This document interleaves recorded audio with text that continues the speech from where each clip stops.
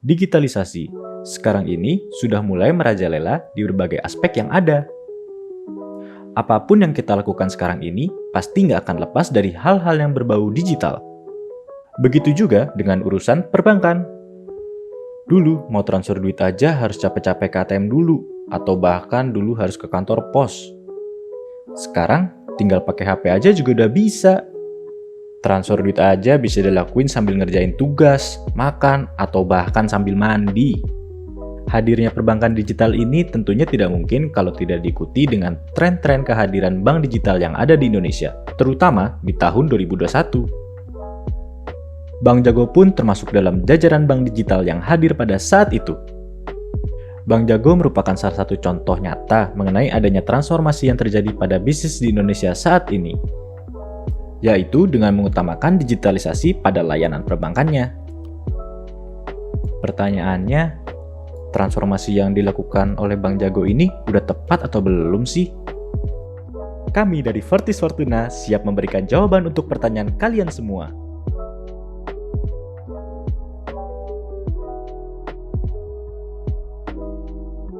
Tapi sebelumnya, kayaknya nggak bakalan afdol nih kalau kita nggak kenalan dulu sama si Jago. Awalnya, Bank Jago ini lebih dikenal dengan Bank Artos. Lalu di tahun 2019, terjadi perubahan pemegang saham pengendali. Setahun kemudian, yaitu di tahun 2020, barulah Doi berganti nama menjadi Bank Jago. Di tahun yang sama ini, Gojek hadir dan bergabung sebagai pemegang saham melalui layanan keuangan dan pembayaran digital yang dia punya, yakni GoPay. Maksudnya GoPay.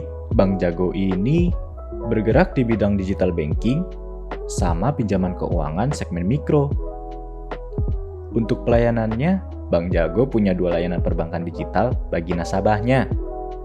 Yang pertama, ada layanan Jago yang berbasis di prinsip perbankan pada umumnya. Yang kedua, Jago Syariah yang berpegang pada prinsip syariah di perbankannya. Lalu, apa aja sih fitur-fitur dari Bank Jago? Baik pelayanan Jago maupun pelayanan Jago Syariah sebenarnya punya fitur yang hampir sama-sama sih. Di mana kalian bisa nabung, transfer duit, bayar tagihan, beli token listrik, atau pulsa buat HP. Bahkan juga bisa buat top up e-wallet. Memang sih, fitur ini mah udah biasa kali di banyak aplikasi mobile banking milik bank-bank konvensional. Tunggu dulu. Fitur yang bikin beda Bank Jago dari mobile banking lainnya, ini nih, fitur kantong. Ini berguna banget untuk ngerencanain nabung. Atau juga, bisa juga untuk ngerencanain pengeluaran. Mau bikin planning nabung rumah masa depan? Bisa. Mau bikin planning untuk shopping? Juga bisa. Kalian tinggal pilih aja, pakai subfitur yang kalian mau, nggak cuma itu aja. Jago ini juga bisa dikonekin ke akun GoPay yang dimilikin sama si nasabah. Akun Bank Jago juga bisa nih dikonekin sama akun Bibit untuk sekalian investasi reksadana. Keren banget kan?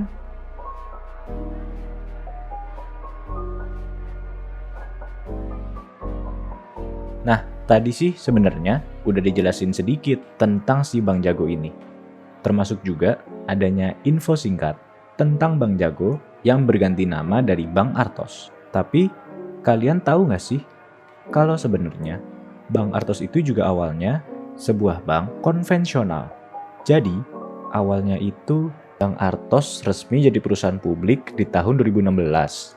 Tapi kinerjanya nih ya, bisa dibilang belum terlalu bagus sih. Kemudian ada dua om-om nih. Om pertama ini namanya Om Jerry Eng. Terus ketemu sama si Om Patrick Sugito Waluyo buat akuisisi si Bank Artos ini. Ternyata setelah diakuisisi oleh dua om-om ini merupakan awal mula dari pengembangan platform teknologi digital untuk perbankan yang kemudian berhasil nih ngejadiin Bank Artos sebagai lembaga perbankan yang melayani segmen menengah ke bawah atau mass market. Lalu nih, di tahun 2020, kedua om-om ini memutuskan untuk mengganti nama Bank Artos jadi Bank Jago. Sejauh ini, kita pasti udah tahu dong Kalau seiring berjalannya waktu, digitalisasi itu semakin lama semakin merajalela. Lama-kelamaan, apapun yang kita lakuin itu gak bisa lepas sama yang namanya teknologi digital. Khususnya dalam hal ini perbankan. Berkat kedua om-om ini, Bank Jago yang dulunya bank konvensional bisa menjadi seperti ini. Sebuah bank digital yang kita tahu saat ini. Kalau kalian mikir, keren juga ya tuh om-om, bisa mikirin, bisa pas gitu loh sama digitalisasi yang belakangan ini merajalela di mana-mana. Tapi tunggu dulu lagi nih, tunggu dulu. Apa jangan-jangan transformasi ini cuma akal-akalan aja? Apa iya digitalisasi merupakan langkah yang tepat diambil oleh Bang Artos? Atau mungkin gimana sih cara transformasi yang benar itu?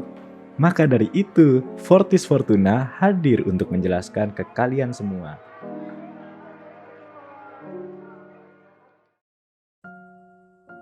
Tidak ada asap kalau tidak ada apinya. Tentunya ada pemicu-pemicu yang bikin si Artos ini berubah menjadi si jago. Ibarat kayak Ultraman aja. Mereka itu berubah karena ada pemicunya bukan? Karena ada monster jahat yang mau menghancurin bumi.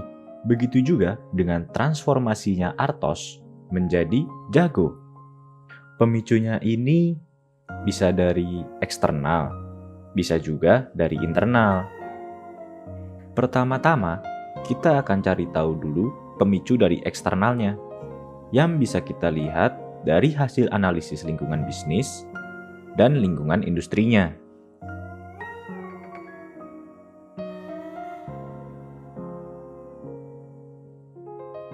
Pertama, dari analisis makronya dulu, di mana kami menggunakan framework yang bernama PESTEL.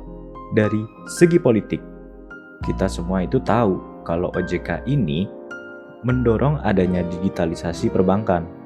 Bisa dilihat dari peluncuran blueprint transformasi digital untuk perbankan yang diterbitkan oleh OJK.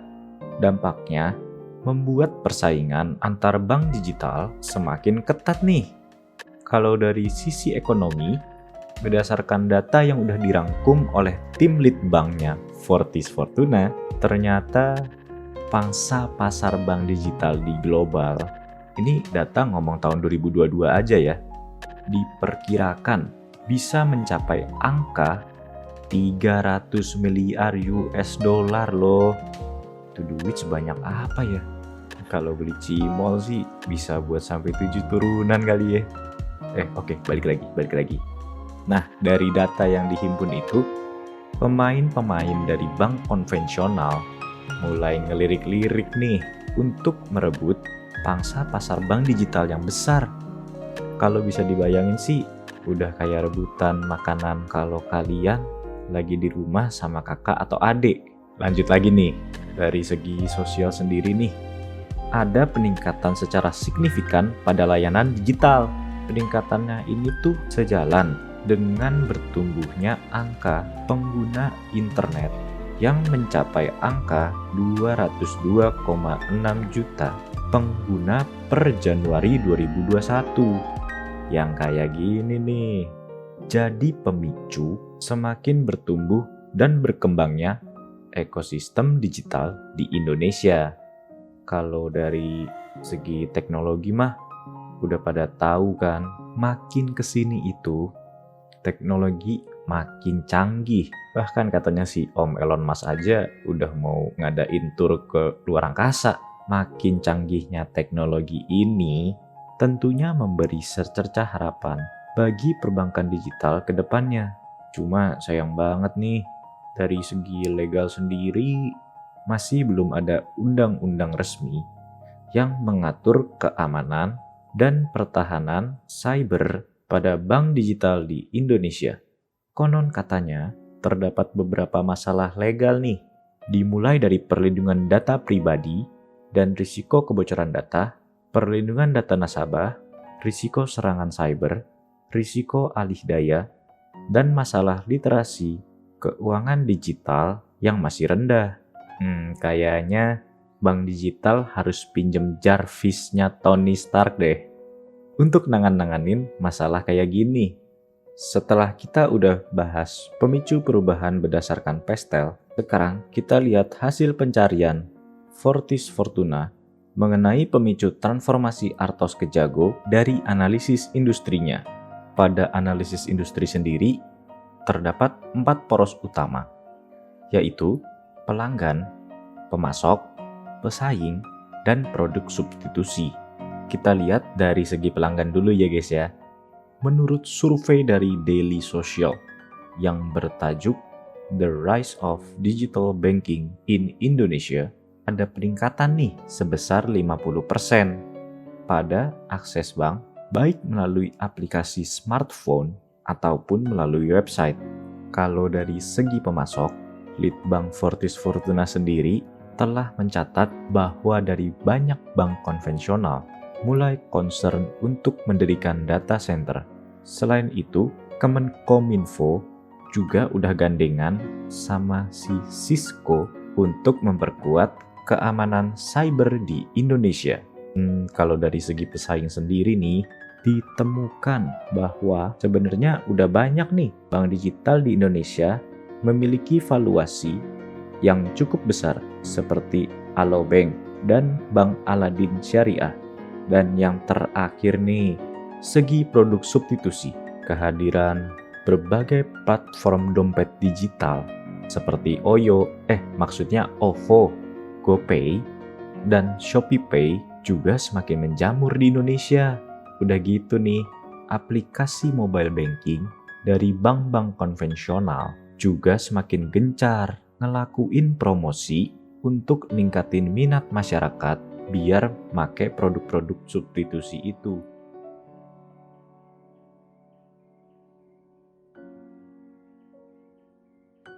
Dulu pas minggu pagi, Kamen Rider itu sebelum berubah punya tahapan untuk transformasi.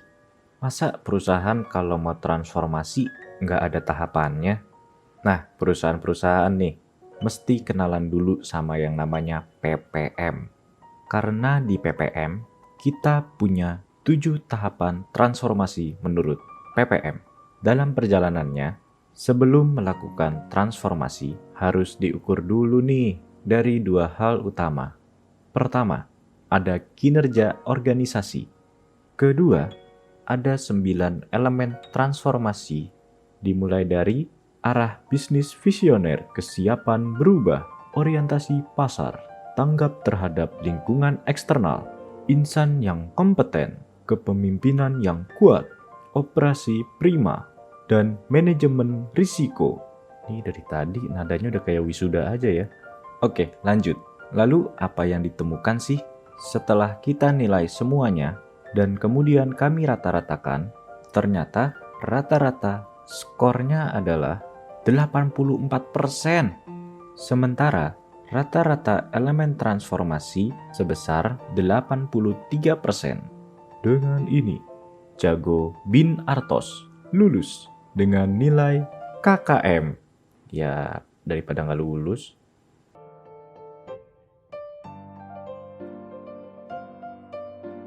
Oke.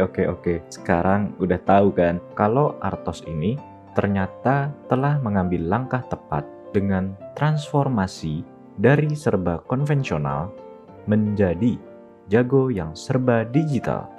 Pertanyaan kita semua pun akhirnya terjawab. Tepuk tangan dulu dong boleh. Di sana gunung, di sini gunung. Di tengah-tengahnya Pulau Jawa. Penjelasan kami sudah rampung. Mohon maaf jika ada salah kata. Kami dari Fortis Fortuna pamit undur diri. Terima kasih banyak untuk sesama anggota tim Fortis Fortuna serta kepada 3 pria luar biasa yang telah berhasil menjadi dosen pengampu mata kuliah strategi bisnis dan transformasi selama semester 2 ini kepada Pak Andi Ilham Said, Pak Joni Pangestu, dan Pak Dimas Maulana. Ini pesan spesial dari kami untuk kalian. Pergi ke pantai main air, habis main air, minum kelapa. Memang ini pertemuan terakhir, tapi kuharap kita terus berjumpa. Terima kasih banyak.